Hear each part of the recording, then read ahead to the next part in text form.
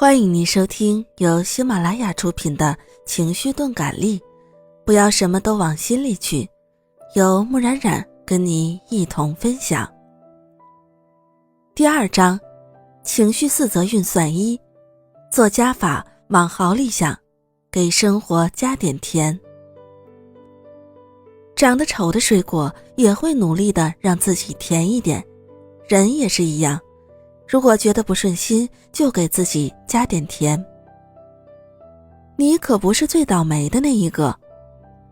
心理学家丹·基利指出，有一类人属于彼得潘综合征患者，他们是心理成长滞后的长不大的巨婴。在我们身边有很多心理上没有成熟的情绪敏感的年轻人，他们在潜意识中有一种坏运气思维，觉得自己永远是最倒霉的那一个。他们常常聚在一起狂欢，以摆脱孤独。从表面上看，他们喜欢聚会，可是在潜意识中却深受孤独的折磨。他们总爱炫耀自己朋友很多，一旦谎言被拆穿，他们便会勃然大怒。他们死死地抱住我有很多朋友这样的想法，因为上面附着他们的自尊心。其实他们只要和别人正常交往就可以了，但是对于这类人来说，他们不会主动交朋友，也交不到朋友。如果任其发展，哪怕是年轻力壮，他们也会甘于无所事事、游手好闲的生活。现在的啃老族不就是这样的吗？年迈的父母含辛茹苦地伺候着年轻力壮的子女，他们却把这当作天经地义的事儿。情绪敏感的人是长不大的，他们身上充满了自负心理和对父母的依赖。在心理上，他们还没有断奶，属于心理年龄还停留在5岁的巨婴。情绪敏感的人喜欢被人表扬，如果没人夸奖他们，他们就好像失去了存在的价值。这也就是为什么那些自负者一旦心灵受到一点点伤害，就会变得情绪低落，并且很难再恢复过来的原因。彼得潘综合征的基本症状体现于以下4个方面：态度、言行、思维方式和生活方式。但基利认为，在12岁至17岁，他们身上主要表现为缺乏责任感、焦虑、孤独和性方面的问题。在12岁至22岁，他们又会出现自负心理和重男轻女意识，然后他们会发展为有社交障碍的人。这个时期又正好是他们结束学生时代步入社会的时候，也就是在这个时期，他们进入公司，成了同事和领导眼中的情绪敏感的员工。在现代职场中，很多情绪敏感的员工都很自负，而且往往缺乏责任感。根据丹·基利的说法，这些人到了45岁以后，抑郁和焦虑的状况会愈加明显。速效情绪脱敏胶囊，一个人的狂欢也好过一群人的孤单。就算没人表扬你，今天也是很好的一天，你的价值从来都不存在于别人的眼中。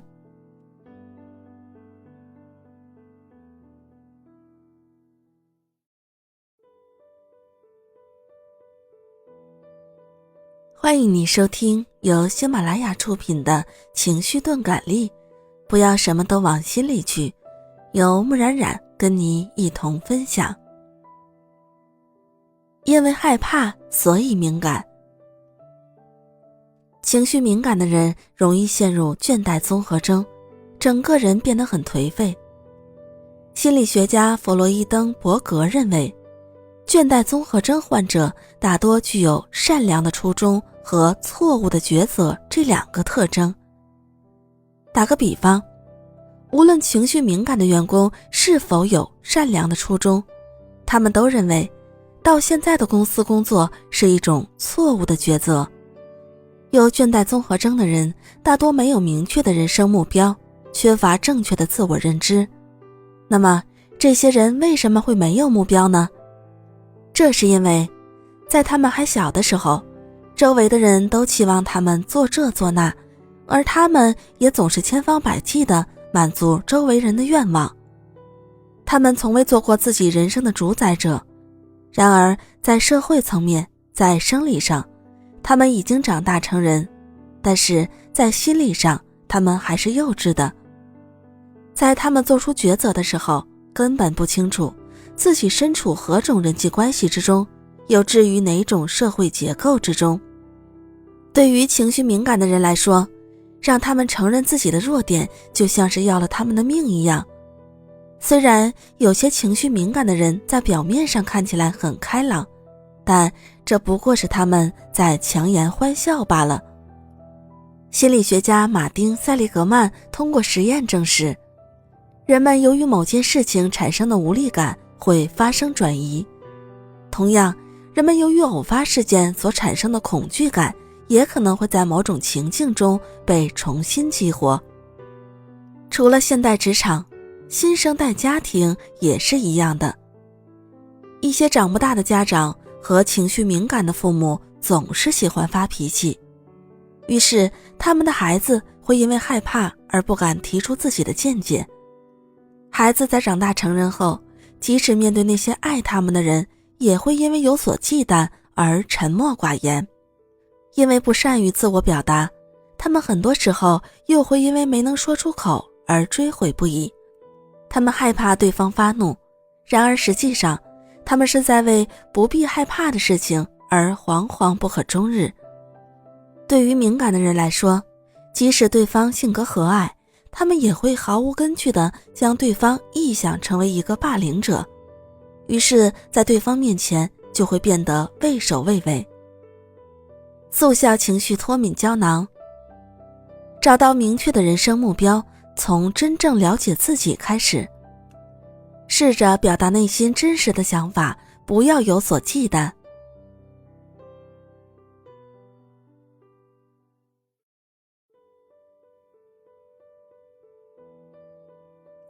欢迎您收听由喜马拉雅出品的情绪钝感力，不要什么都往心里去，由木冉冉跟你一同分享。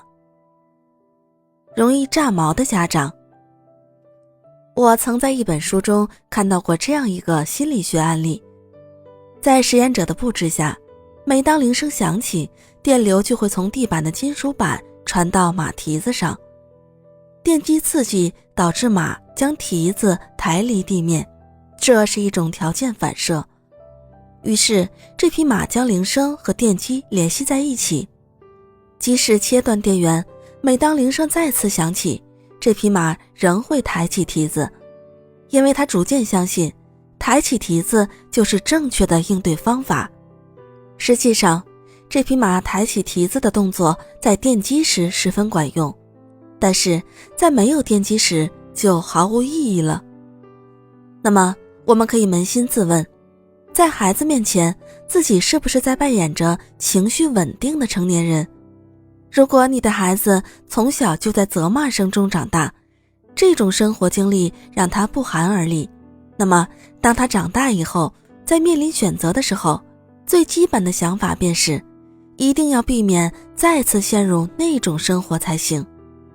人们因为不了解对方而理解不了对方的行为，在看到别人做出选择时，我们经常会百思不得其解，为什么那个人会做出那样的选择？因为从常识的角度考虑，他所做出的选择未免太不符合常理了。但是如果理解了他的那段经历，我们便会觉得他做出那样的选择是情有可原的。小时候的恐惧不会轻易消失，孩子如果和情绪不稳定的父母一同生活，长大以后很可能会出现问题。大家有没有听说过情感记忆这个概念呢？在我们的潜意识中存在着情感记忆，每个人都会选择不同的记忆存放于大脑之中，所以潜意识中唤起的情感记忆也是因人而异的。无论是面对工作还是面对人际关系，每个人都会有各自的处事方式。我们每个人在大脑中所存放的情感记忆也是不同的。如果不明白这一点，我们就无法理解他人。比如，有的人生下来就含着金钥匙，有的人却出生在一贫如洗的家庭。我们每个人都面临不同的家境，我们的童年记忆也各不相同。神经科学专家约瑟夫·勒杜说过，每个人都有一个学习恐惧的机制。虽然情感源于大脑，但我们摆脱情感的影响比摆脱意识的影响要困难得多。速效情绪脱敏胶囊。做情绪稳定的父母，别让孩子在责骂声中长大。做成熟的父母，别给孩子留下不好的情感记忆。要知道，摆脱情感的影响是一件很难的事。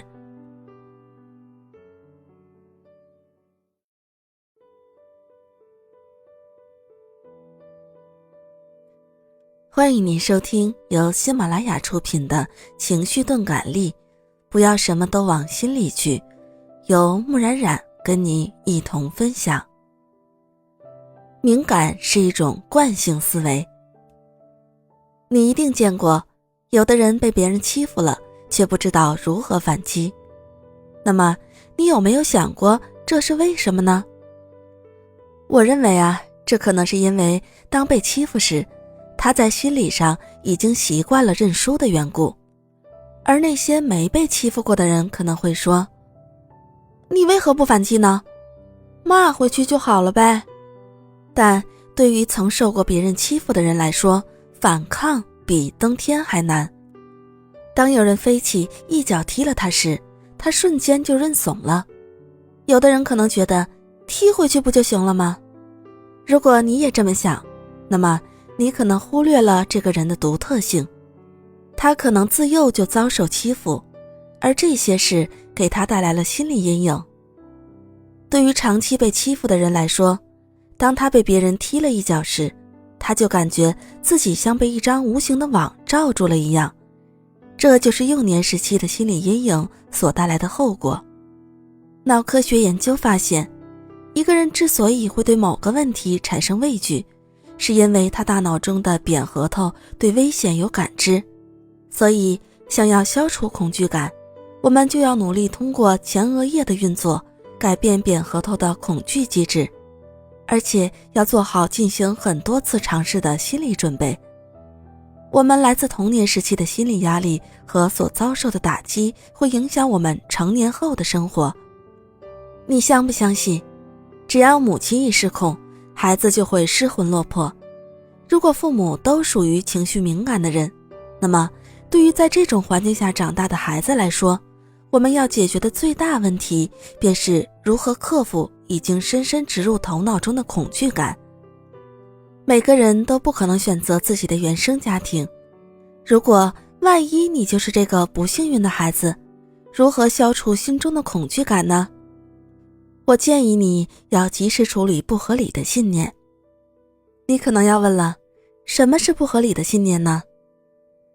你坚持的东西毫无道理，你却对此深信不疑，这就意味着你在坚持不合理的信念。虽然消除不合理的信念并非易事，但你必须去尝试。你要尝试做一些以前从未做过的事情，尝试学一些以前从未学过的东西，尝试去一次以前从不愿意去的地方。我们很难改变自己的固定思维，敏感情绪也是一种固定思维。比如，有些人是因为感到焦虑才去洗澡的，而有些人是为了洗掉污垢才去洗澡。总之呢，在我们成长过程中，养成了各种各样的习惯，并保持至今。尽管如此，还是请你试着改变一下固有的思维方式。还是拿洗澡举例吧，我们可以一边交谈一边洗澡，这样我们很可能会吐露真心，缓解自己的焦虑情绪。我们每天都会把垃圾装到垃圾袋里，然后把它扔到外面去。如果由敏感情绪所带来的焦虑和抑郁也能像垃圾一样能够随时被清理，那该有多好。速效情绪脱敏胶囊。如果你的童年没有那么幸运，你就要学着克服已经深深植入头脑中的恐惧感，试着改变自己的情绪习惯，及时清除焦虑和抑郁情绪。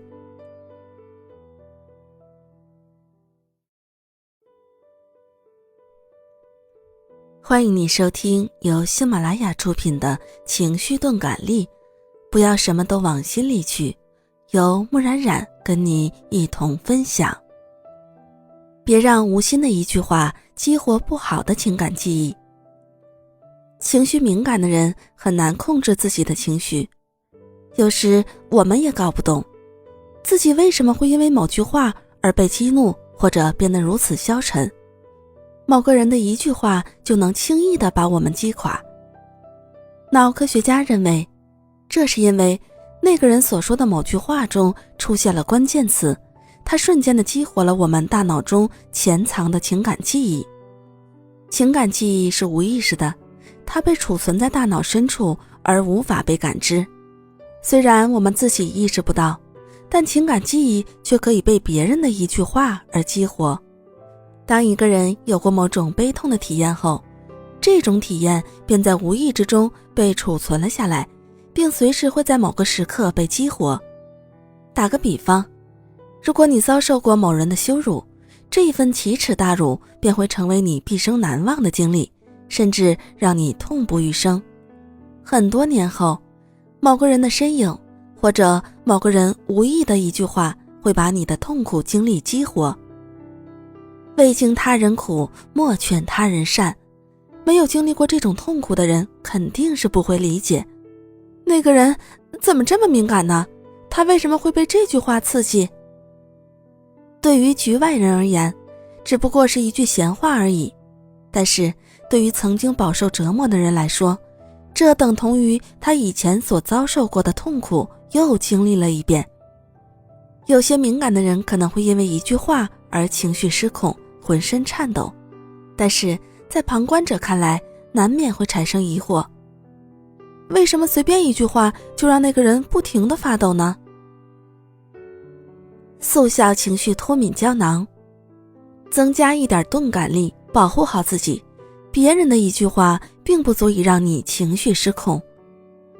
控制自己的情绪，内心稳定了，就不容易被外界的负面信息影响。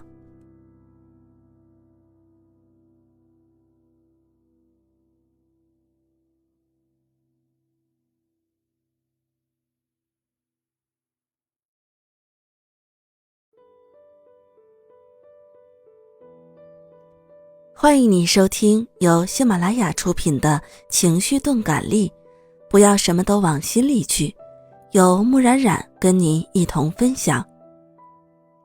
钝感的人觉得那都不是事儿。你有没有被人欺负过？你是如何看待这件事的？人们对同一遭遇的感知程度会大有不同。钝感的人不认为自己挨了欺负，而敏感的人却认为自己挨了欺负。举个例子吧，当过兵的人都知道，牺牲是一种什么体验。可心态好的人甚至认为那是一段不错的经历。说自己挨过欺负和事实中被欺负过是两个不同的概念。有时候你只是觉得自己被欺负罢了。和当过兵的人的美好回忆相比，公司里的那点事儿根本就不叫事儿。与一位领导共事，有的人觉得自己被领导欺负了，他们会在被害妄想的怂恿下找领导大吵一架。然而并不是每个员工都在抱怨他们遭了霸凌，有的员工可能还觉得这是难得的体验。那些叫苦连天的人和那些一声不吭的人，其实经历的是类似的事情，两者都没有撒谎，这都是他们的真实感受。2016年，职场 PUA 调查报告显示，遭受过职场 PUA 的人不超过职场的 11.7%。尽管如此，过去3年间的报告却反馈，有1/3的职场人认为自己遭受过职场 PUA。据此我们可以推断，人们对于被霸凌的认知存在较大的个体差异。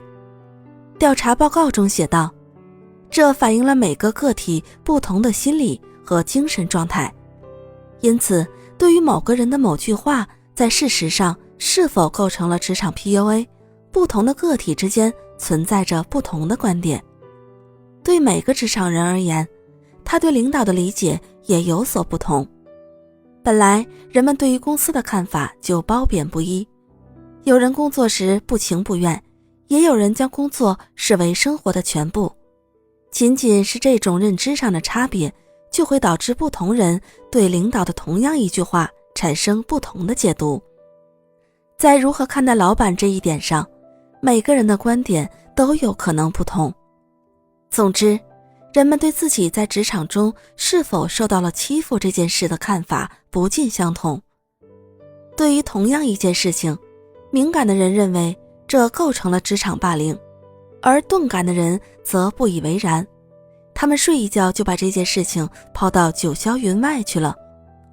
速效情绪脱敏胶囊。换个角度想问题，你可能就不会觉得自己被欺负了。不让不愉快的事情总在心头萦绕，忘掉不快，才能给快乐腾出空来。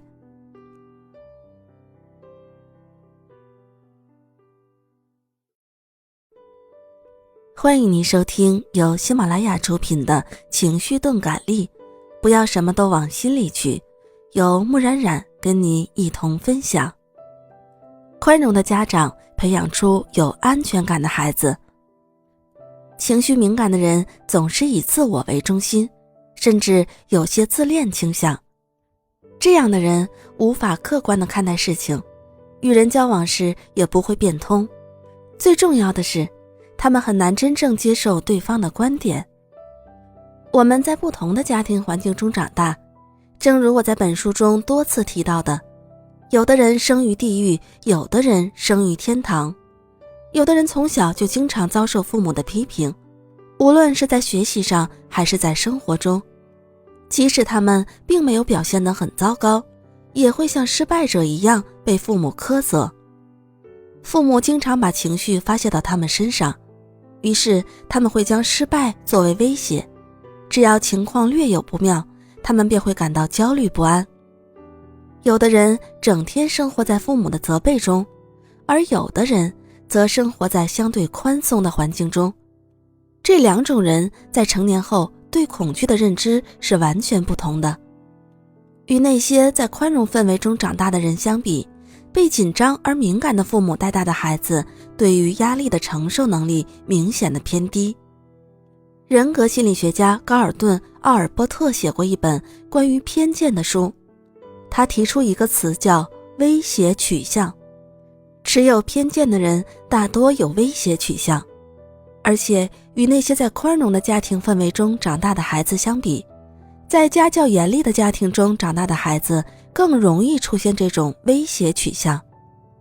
有着威胁取向的人，他们的人格中往往潜藏着一种不安心理，而这种不安和焦虑又会让他们在长大后变得极度敏感。如果你有一个整天担惊受怕的童年，那么你就有可能有威胁取向。如果一个人对周遭的世界畏首畏尾，那么在他的人格深处必然潜藏着不安和敏感。我们可以试想一下，一个有威胁取向、整天内心充满不安的人，自然无法直面成年人的世界而不退缩的。一般而言，什么样的父母就培养什么样的孩子。宽容的孩子大多成长于宽松的家庭环境，他们从小受人欢迎，被人认可，可以做自己想做的事儿。他们没有遭受过严苛的惩罚，也很少被无端的责骂。他们不用像经常受到惊吓的小兔子一样，时刻保持警惕，以免遭受父母的雷霆之怒。速效情绪脱敏胶囊。做宽容的家长，你的孩子会更有安全感，也更容易得到幸福和满足。宽容的孩子大多成长于宽松的家庭环境。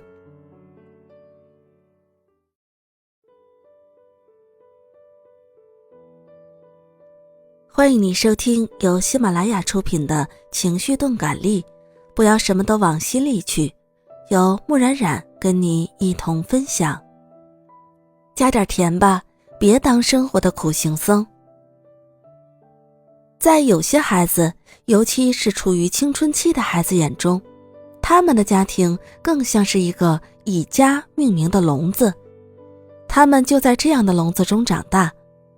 从小时候开始，就有人拿要搞砸了，要完了这种话来威吓他们，而他们也在这样的环境中长大成人。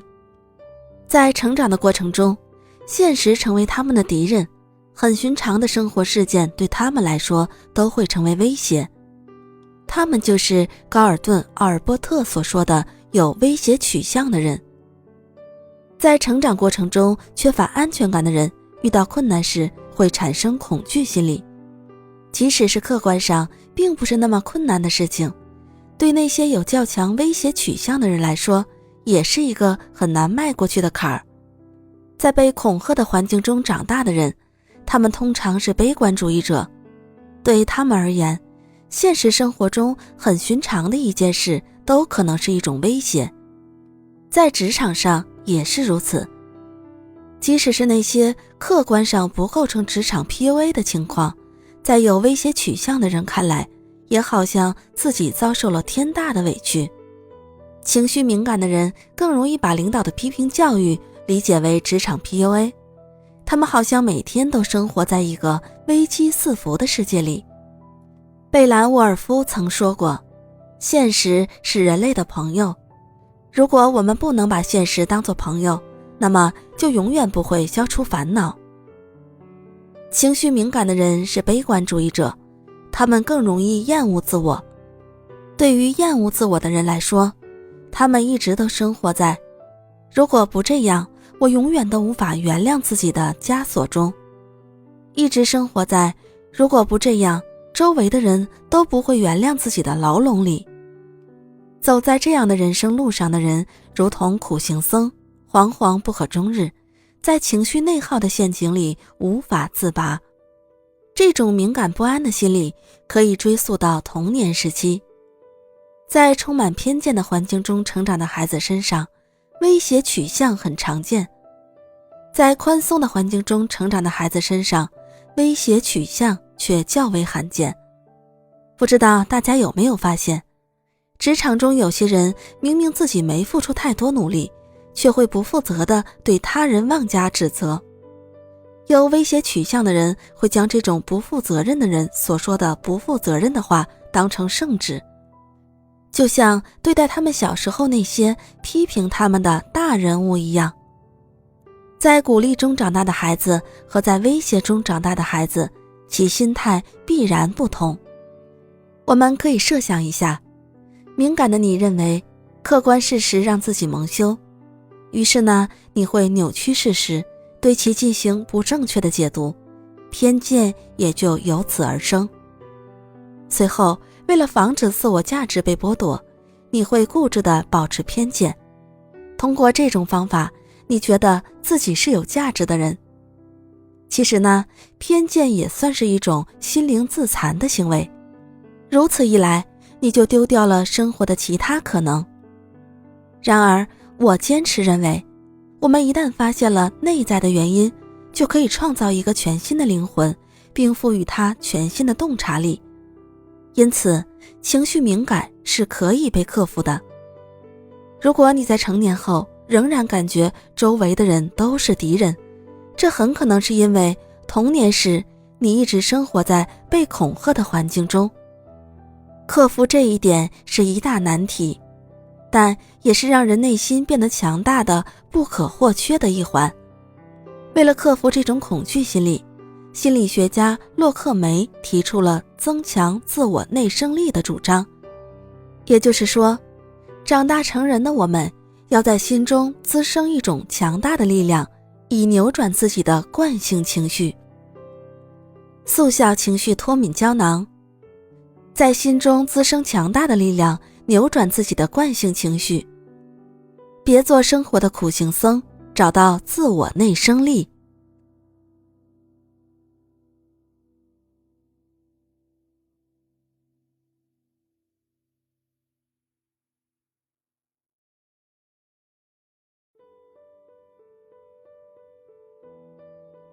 欢迎你收听由喜马拉雅出品的情绪钝感力，不要什么都往心里去，由木冉冉跟你一同分享。别让内心的不安放大你的痛苦。敏感的人喜欢钻牛角尖，内心深处潜藏着不安。哈佛大学教授亨利·诺尔斯比彻做了一项有趣的实验，他对负伤的士兵和一般患者进行了麻醉剂实验，数据来自300名男性患者，结果只有 32% 的受伤士兵要求用麻醉剂，而普通民众要求的比例则高达 83%。 虽然这些士兵都负伤在身，但他们没有惊慌失措，精神状态也很稳定，他们都表现得很乐观，甚至还很开朗。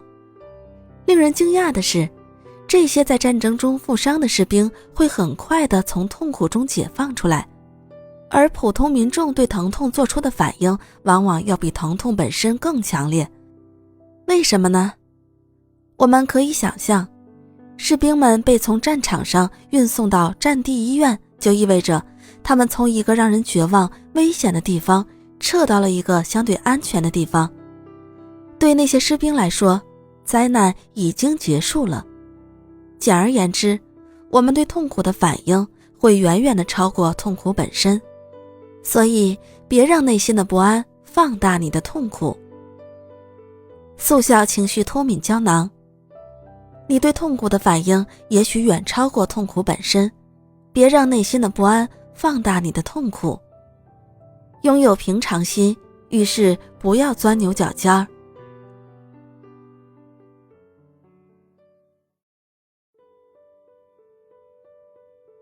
欢迎你收听由喜马拉雅出品的情绪钝感力，不要什么都往心里去，由木冉冉跟你一同分享。你想的不一定就是事实本身。事实分为2种，一种是客观事实，另一种是心理事实。客观事实和心理事实大有区别。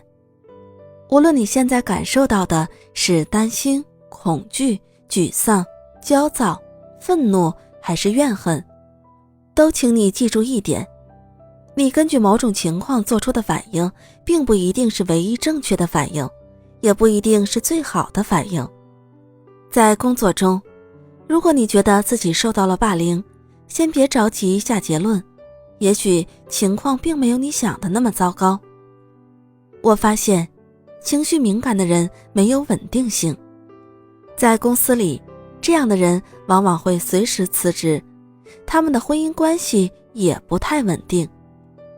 情绪敏感的人有依赖心理，他们渴望得到别人100%的肯定。心理学家认为，有恋母情节的人会选择像母亲那样的妻子，他们需要一个能像母亲一样呵护、喂养、照料他们的女性。如果找不到这种女性，他们就会陷入轻度焦虑和抑郁之中。换句话说呢，这类人处于一个倒退阶段，他们和情绪敏感的人一样，希望得到表扬和保护。只要对方不予赞美，他们就会觉得自己被批评了。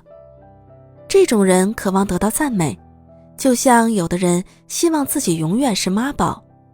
孩子对母亲的依赖包括母亲对自己的偏爱和自己对母亲的占有欲2种，他们想独占母亲，也想被母亲独占。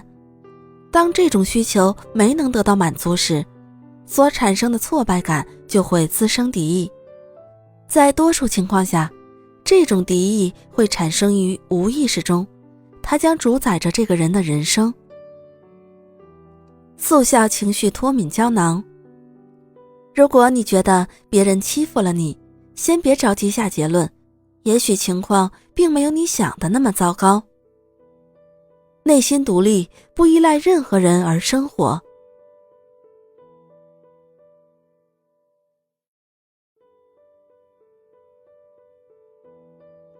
欢迎你收听由喜马拉雅出品的情绪钝感力，不要什么都往心里去，由木冉冉跟你一同分享。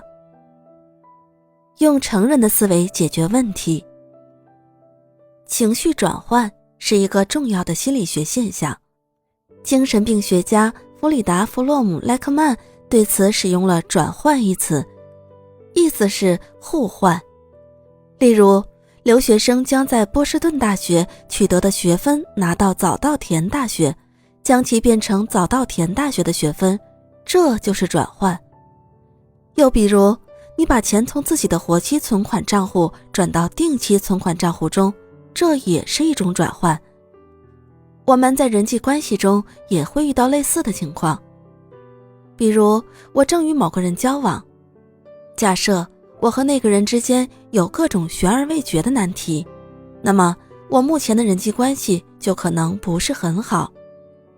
无论是恋人、朋友、同事之间，还是在夫妻之间，如果敏感的你发现自己的人际关系出了问题，那么这些问题可能就是过去悬而未决的问题的转换。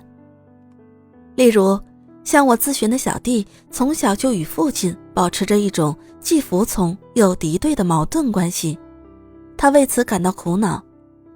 表面上，小弟对父亲唯命是从，而在潜意识中，他又对父亲怀有敌意。